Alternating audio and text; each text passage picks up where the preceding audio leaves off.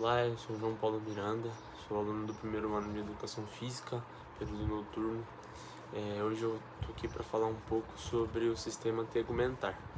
O sistema tegumentar ele pode ser compreendido como a pele e seus anexos, né, que seriam a pele, unhas, as glândulas sudoríferas e as sebáceas e também unhas e pelos. O sistema tegumentar, que é um sistema que as suas 5 principais funções são sensações, né, percepção de sensações, proteção, excreção, síntese de vitamina D e regulação da temperatura corporal. Falando um pouquinho mais a fundo, as funções ligadas à regulação da temperatura corporal e excreção são um pouco interligadas, porque devido à evacuação do suor, né, a excreção do suor pela pele, é por aí que ocorre a regulação da temperatura corporal, né?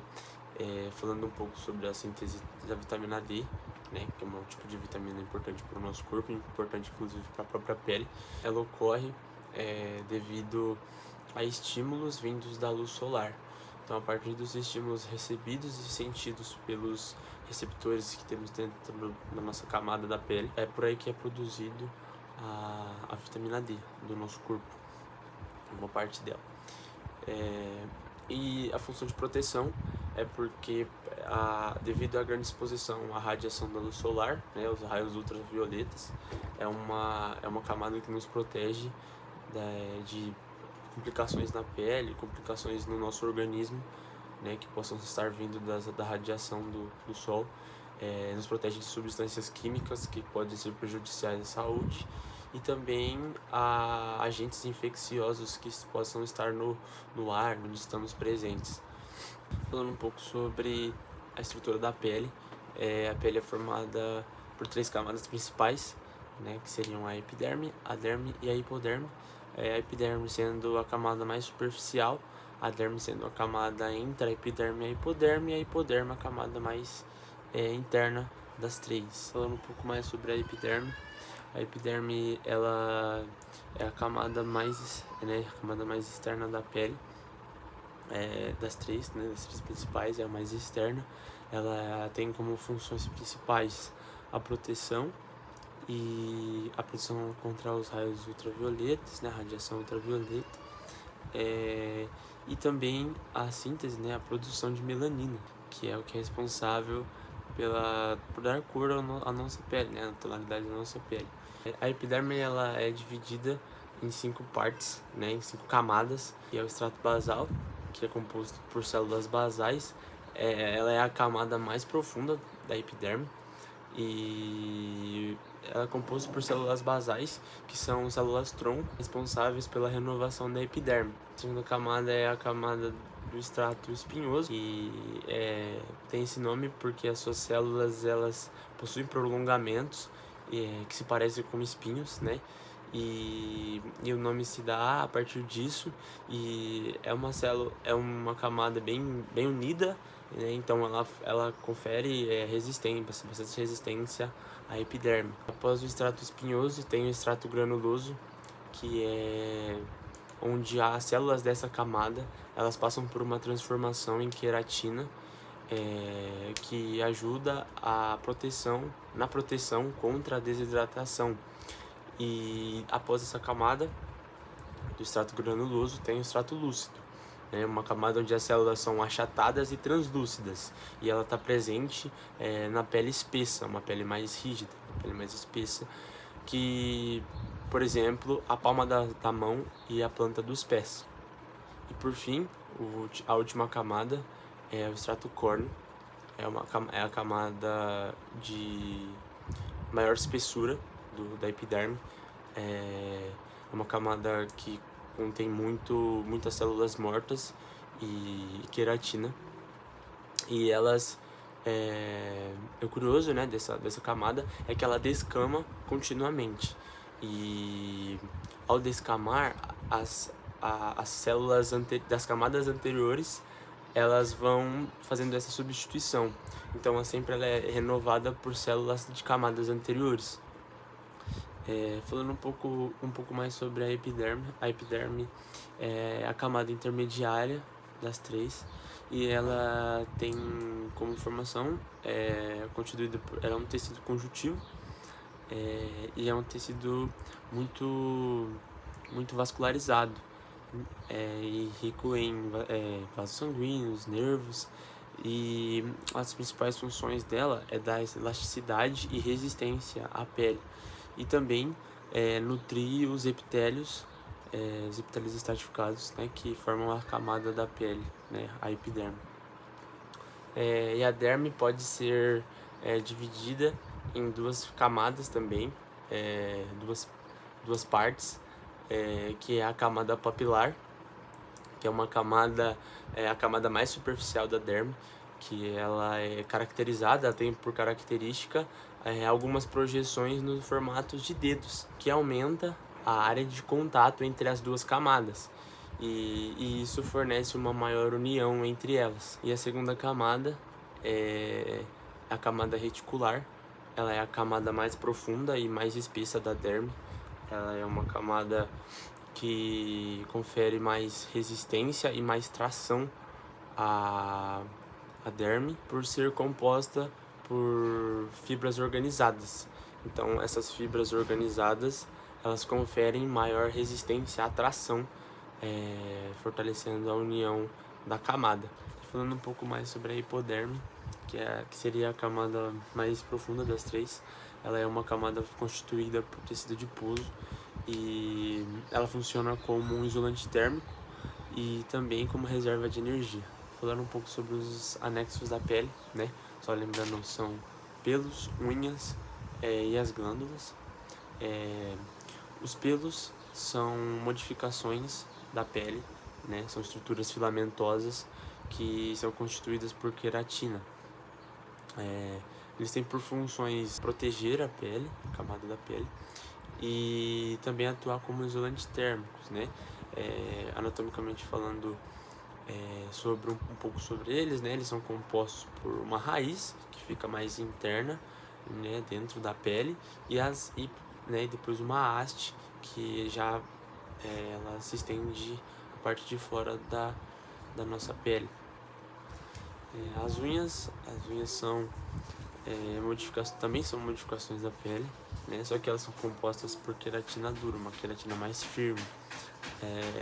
Elas atuam com uma função principal, né, na parte dorsal da ponta dos dedos, como uma camada de proteção, né, aos dedos.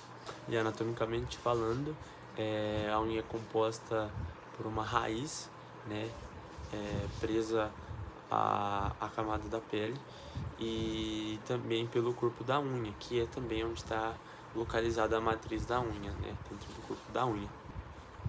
E agora falando um pouco sobre as glândulas, as glândulas são divididas em dois tipos principais, que são as glândulas sebáceas e as glândulas sudoríferas.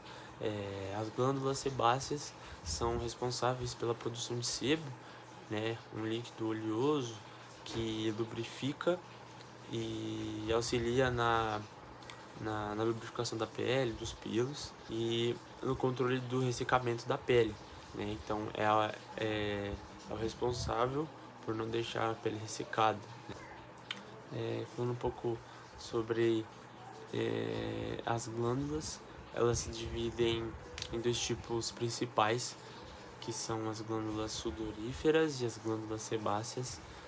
As glândulas sebáceas, elas são responsáveis pela produção de sebo, que é uma substância oleosa que é responsável por lubrificar a pele e os pelos e também ajudar no controle do ressecamento da pele. Elas geralmente estão localizadas junto aos folículos do pelo, né, porque elas não possuem um ducto próprio para excreção.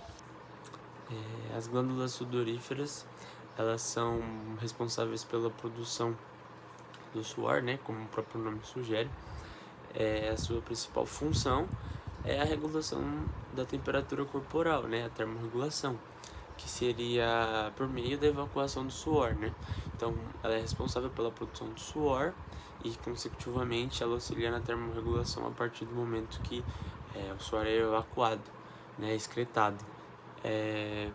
Ela possui ducto próprio para excreção e ela tem subdivisões, que seriam as glândulas sudoríferas apócrinas, as glândulas sudoríferas écrinas, e também as outras duas modificações são as glândulas ceruminosas e as glândulas mamárias. As glândulas sudoríferas apócrinas, elas são responsáveis por secretar o suor apenas em algumas partes do corpo, como axilas, peito, partes genitais.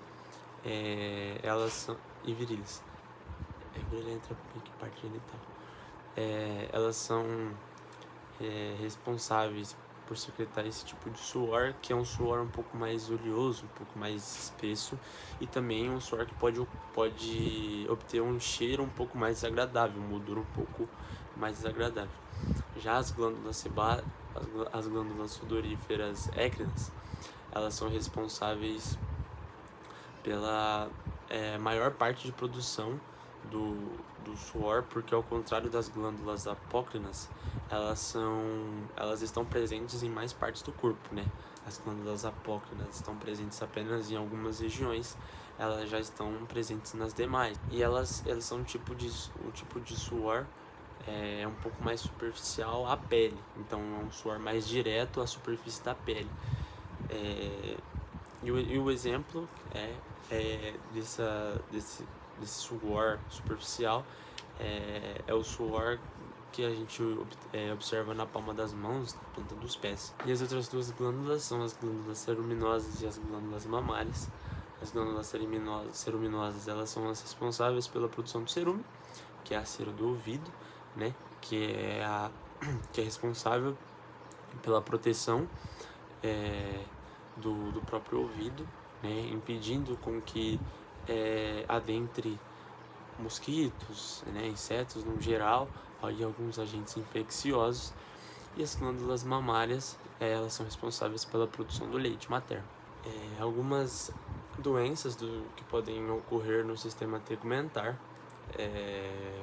são consideradas as acnes, psoríase e o próprio câncer de pele, né? As acnes são inflamações nas glândulas sebáceas. Psoríase seria o tipo de manchas vermelhas escamosas na pele, né? Um pouco avermelhadas. E o próprio câncer de pele, né? O câncer de pele que seria como uma formação das células epiteliais, né? As células da pele. E um pouco de conceituação que eu pesquisei um pouco sobre a sudorese, né? Sudorese nada mais é do que esse processo, né, da evacuação do suor, né? Desde produzir o suor até que ele seja evacuado. É bem simples. Ele começa nas glândulas sudoríferas e a partir do momento que o líquido é produzido, por meio dos ductos excretores, ele é levado, conduzido até a parte da superfície da pele, né? E a partir do momento que ele chega à superfície da pele, ele é excretado a ela, né, a superfície da pele, e a partir da evacuação do suor, né, na superfície da pele, né, o contato da absorção do calor, o contato com o ar, né, fora da parte interna da pele, né, já na parte externa, o contato do suor com o ar ocorre a evaporação, né, e nessa evaporação é absorvido o calor da pele e assim ocorre a regulação da temperatura corporal.